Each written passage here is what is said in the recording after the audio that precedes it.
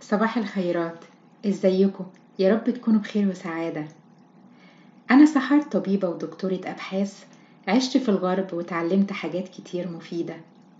في سلسلة الفيديوهات دي عاوزة أشارككم خبراتي وأنقل لكم معلومات ممكن تفيدكم في حياتكم أو علاقتكم في البيت، في الجامعة، في المدرسة أو في الشغل. وأنا بتكلم عن موضوع النهاردة هاخدكم في جولة في مكان يا رب يعجبكم.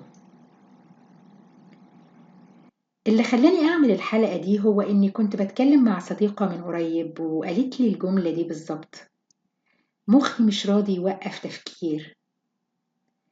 وبالرغم من إننا لم نناقش أسباب القلق، قدرت أفهم معنى الجملة لأني أنا شخصيا ساعات بيحصل لي ده، ولأني بحكم الكارير بتاعي والدراسات اشتغلت مع ناس وساعدتهم يتخطوا أوقات صعبة من حياتهم بفضل الله.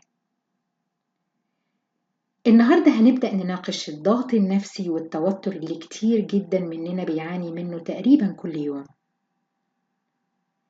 الحقيقة أنا هبدأ النهاردة سلسلة من الفيديوهات اللي هتكلم فيها عن الضغوط النفسية وتأثيرها علينا وإزاي نتعايش معاها ونتخطاها علشان نعيش حياة أفضل.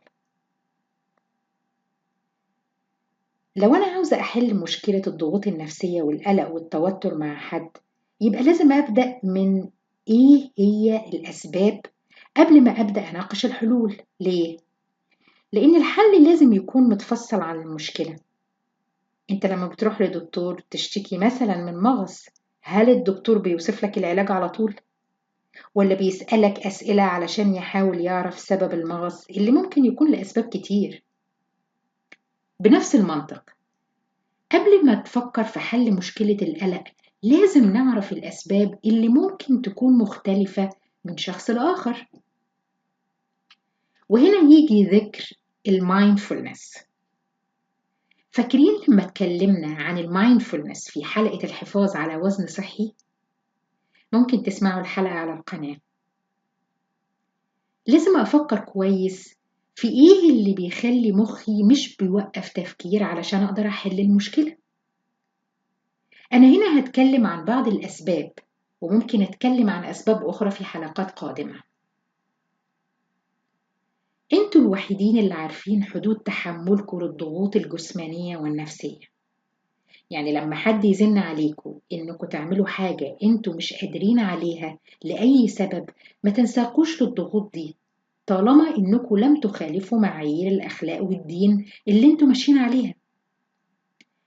أنا فاكرة في بداية ممارستي لرياضة الجري اتعرفت على صديقة كانت بتشجعني وحببتني في الرياضة، بس بعد فترة لقيتها بتضغط عليا علشان أنط من مرحلة في الجري لمرحلة متقدمة تستلزم إني أجري 5 كيلومتر في نص ساعة، بالرغم من إني كنت لسه في بداية التدريب.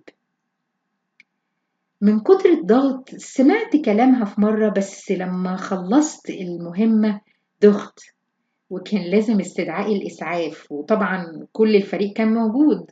وبالرغم من اهتمامهم بيا في اليوم ده حسيت بالخجل والفشل وإني أغمى عليا قدام الناس. اتعلمت درس مهم، هو إني أدرى الناس بقدراتي، وبالرغم من إن اللي حوالينا ممكن يكونوا بيحبونا ومهتمين بينا، ساعات سلوكهم ده بيضغط علينا وبيأذينا بصورة غير مقصودة. هنا يجي دور وعينا بنفسنا self awareness، وإني لازم مخضعش للضغوط. خلوا بالكم، دي مش دعوة للتراخي والتقاعس عن التقدم والنجاح. الحقيقة أنا نسيت أقول لكم إني حققت هدف في رياضة الجري أكبر من اللي صديقتي كانت بتضغط عليا بيه، وقدرت أجري 10 كيلومتر ماراثون في نص ساعة. بس حققت هدفي بالتدريج وبطريقة صحية. خلوا بالكم من كلمة صحية دي ليه؟ لأني هكمل لكم الحكاية دلوقتي.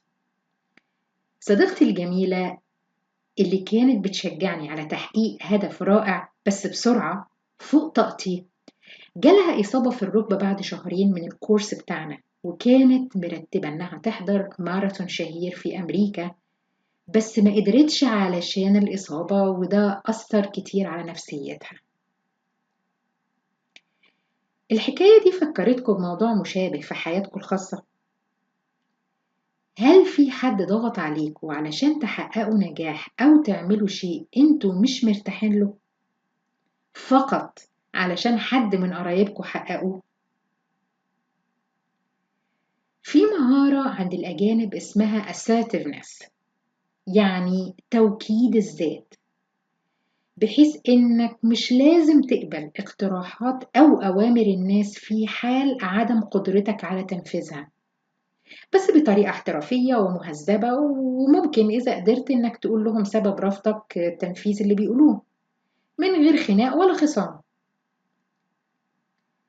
مهم إننا نبقى فاهمين إن كل واحد لازم يهتم أولا بنفسه علشان يقدر يهتم بغيره. هديكم مثال. عارفين لما بنركب الطيارة وتبدأ تعليمات الإقلاع ويشرحوا لنا إزاي في حالة الطوارئ نحط ماسك الأكسجين؟ بيقولوا إيه؟ حاولوا تفتكروا. حط لنفسك أولا الماسك، وبعدين ساعد حد تاني حتى لو كان طفل. ليه؟ لأن في حالة نقص الأكسجين وانت بدأت تحط الماسك لابنك أو بنتك مثلا، وانت مش حاطط الماسك بتاعك، نسبة الأكسجين عندك هتقل وهتتخنق لا سمح الله، ومش هتقدر تساعد أعز الناس عندك. في واقع لازم نفهمه كلنا، وهو إن في حاجات في الحياة ساعات بتبقى خارج قدرتنا، ولو عاندنا نفسنا ممكن نخسرها.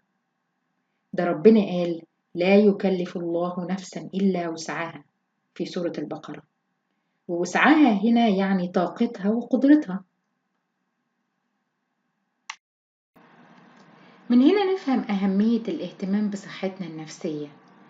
احنا بشر ولينا طاقة وحدود، ولو ما فهمناش الحقيقة دي مش بس هنضر نفسنا، لا، احنا هنضر غيرنا اللي ممكن يكونوا أعز الناس عندنا من غير ما نشعر. كمان لازم نفهم ان اللي مش بيحب نفسه مش هيحب اي مخلوق تاني. خلوا بالكم، المفهوم ده مختلف تماما عن الأنانية، وهي إنك تاخد شيء مش بتاعك من حد أو تهتم بنفسك على حساب صحة الآخرين النفسية ومصالحهم. من أهم أسباب التوتر النفسي والضغوط اليومية هو الشعور بالتنافس والحقد على الناجحين. كلكم هتقولوا دلوقتي: لا، أنا مش حاقد على غيري، بس عاوز أنجح زي فلان أو علان. هديك مثال. عمركم كنتوا في المدرسة والوالد والوالدة قالوا لكم ذاكر أو ذاكري عشان تدخلوا كلية الطب زي بنت عمتكم أو ابن خالكم؟ طيب هل حسيت إنك عاوز تتجوز دلوقتي لأن جارك اللي في سنك خطب؟ في المثالين دول دخول كلية الطب والزواج هدفين مهمين وساعات بيكونوا ضرورة كمان، بس في حالة إنك مؤهل نفسيا وماديا لهم. كمان دراسة مجال معين والعمل في تخصص لازم يكون نابع من رغبة داخلية عندك، واللي بتدفعك إنك تدور على الطرق المناسبة لك أنت فقط لتحقيق أحلامك، وملهاش علاقة بحد تاني. على فكرة، ممكن جدا يكون لنا قدوة في حياتنا، بس اللي احنا لازم نفهمه إن كل إنسان هو كيان مستقل بذاته ومميز بإمكانياته.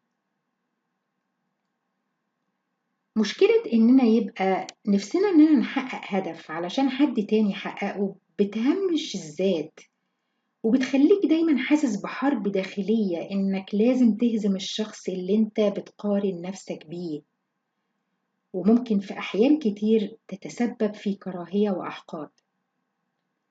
في الحقيقة إحنا نستحق نكون في مركز تفكيرنا علشان نهتم بقدراتنا وإمكانياتنا وننمي ذاتنا. اعرفوا قدر أنفسكم وما تهمشوهاش بكتر التفكير في ناس تانية. وده ياخدنا لمناقشة أهمية الرضا والسلام النفسي. لاحظت إنه في الغرب الناس لما بتواجه مشكلة صعبة وتفكر فيها وتتعامل لحلها بيوصلوا لمرحلة الرضا، وإنهم مش هيقدروا يغيروا الواقع، ويبدأوا يدوروا على حلول، والحلول دي مش شرط تكون مصدرها من نفسهم. لأ، ممكن نكون محتاجين نستشير حد خبير في المجال ده، أو نقرأ عن معلومات تنور عقلنا ونفهم أكتر. الفرق بين الناس مش إن ناس بيحصل لها مشاكل وناس تانية لأ. لا لا لا خالص. كل الناس بيحصل لها مشاكل بتسبب توتر وضغط نفسي. الفرق بين الناس بيجي من طريقة تعاملهم مع المشاكل دي ودرجة تقبلهم للأمور. ولو اتكلمنا عن إن الناس في الغرب عندهم رضا، فمن باب أولى إحنا كعرب وشرقيين عندنا دين سواء إسلامي أو مسيحي. الرضا بالأقدار ده جزء من ديننا، ومش كده وبس، لأ ده إحنا بنؤجر عليه. والصبر على الأذى والمصاعب والأمراض جزاؤه كبير عند ربنا. تعالوا نتعرف على مراحل الحزن والأسى لما بيحصل لنا مشكلة كبيرة أو كارثة أو وفاة عزيز مثلا. أول مرحلة هي الإنكار، وده رد فعل بدائي ناتج عن الإحساس بالصدمة ومحاولة فهم اللي حصل. وساعتها ممكن نحس إن الأريح والأحسن إننا نعتبر الحدث ده ما حصلش، لأنه مجرد التفكير فيه بيبقى مؤلم جدا. المرحلة التانية هي الألم والإحساس بالذنب.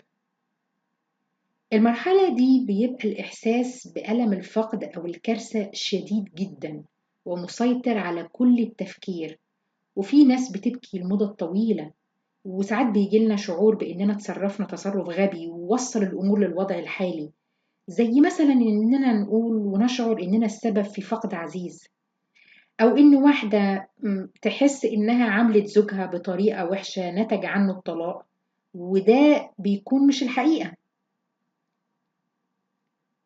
المرحلة الثالثة الغضب والمساومة. اللي في المشكلة بيكونوا عصبيين جدا، وممكن يكونوا من السهل استفزازهم ويحسوا إنهم مخنوقين ومش عارفين يتعاملوا مع الواقع المرير.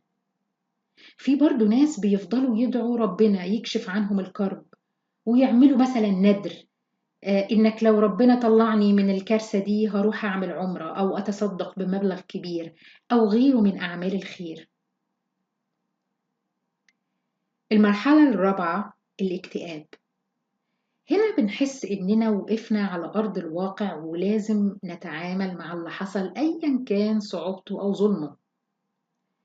الشعور بالحزن هنا بيبقى عميق وداخلي، وغالبا موجات الغضب بتقل جدا. الناس هنا بتنغلق على نفسها وبيكون كلامهم قليل وبيعملوا حالة انسحاب من اللي حواليهم. المرحلة الخامسة وهي الرضا والأمل. دي المرحلة اللي بنوصل فيها للهدوء النسبي وبداية القدرة على التعامل شبه الطبيعي مع الأمر الواقع، والخروج التدريجي من القوقعة اللي فرضناها على نفسنا في المراحل السابقة نتيجة الألم.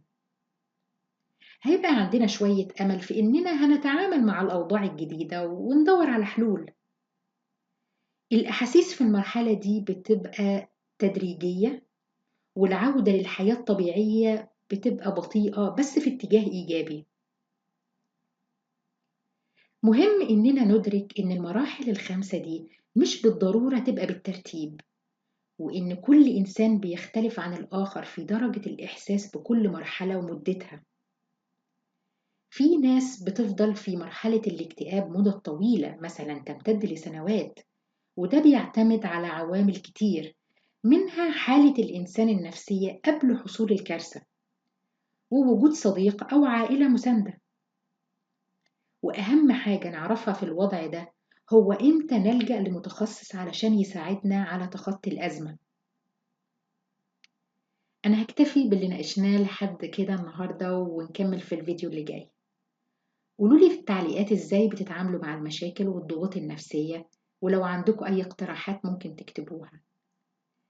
لو الفيديو ده عجبكم اعملوا لايك، ولو المحتوى مفيد لكم اشتركوا في القناة. شكرا وإلى اللقاء.